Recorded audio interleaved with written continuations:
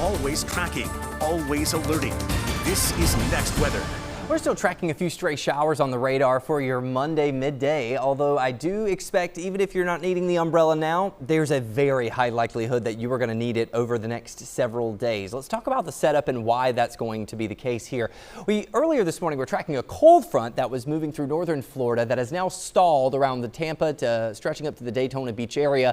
We're expecting a little bit more movement of it down to the south over the next few hours and into tomorrow, but then it's going to stall again and kind of set up shop. Why does that matter? Well, it locks us in on the wetter side of this front and gives us a lot of moisture to deal with. That's going to interact with that easterly breeze that we've been tracking for the past several days now. Now, the highest amounts of moisture are going to be sitting over the area tomorrow, Wednesday, and possibly Thursday. And then we'll start to see some drier air move in by the end of the work week and into the weekend.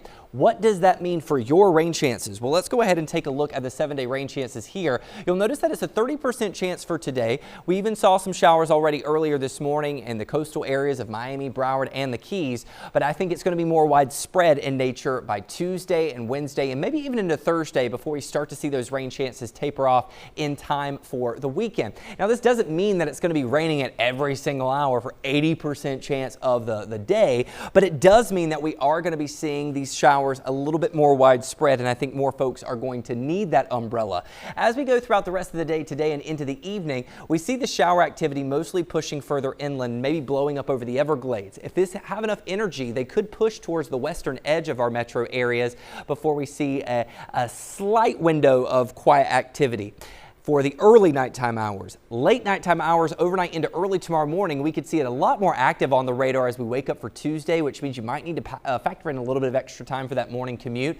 You'd see fairly active radar expected as we make our way into the late morning hours, as that activity starts to wind down midday and then pick back up for our metro areas as we head into the late afternoon. We'll see another round of showers and storms for Wednesday afternoon before eventually starting to quiet down as we head into the end of the work week. How much rain could we see? Well, you'll notice that the heavily favored areas right now are closer to the eastern edges of Broward and Miami-Dade in the metro areas, widespread 2 to 3 inches, with some isolated areas maybe getting up to 6 inches of rain, which is why we will be monitoring that minor flood risk. Go ahead and enjoy the dog walk today. These will be your lowest rain chances for some time. Jack even got the sunglasses on to enjoy that sunshine with temperatures in the 80s. If you'd like to see your dog featured in our dog walk forecast, you can submit those pictures at pics@cbsmiami.com. We've got a seasonable start to the work week in the lower to mid 80s here from Broward all the way down to the lower Keys. You'll notice out on the water, no alerts for you today for the boaters, but I do see that changing as we head into the middle of the week when the winds pick up. We also have a moderate rip current risk out at the beach today, but that will increase as the winds also start to pick up as well. Late Tuesday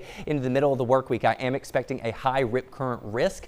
Notice that 7-day forecast is pretty wet and mild as we go throughout most of the work week, but more pleasant weather returns just in time for the weekend.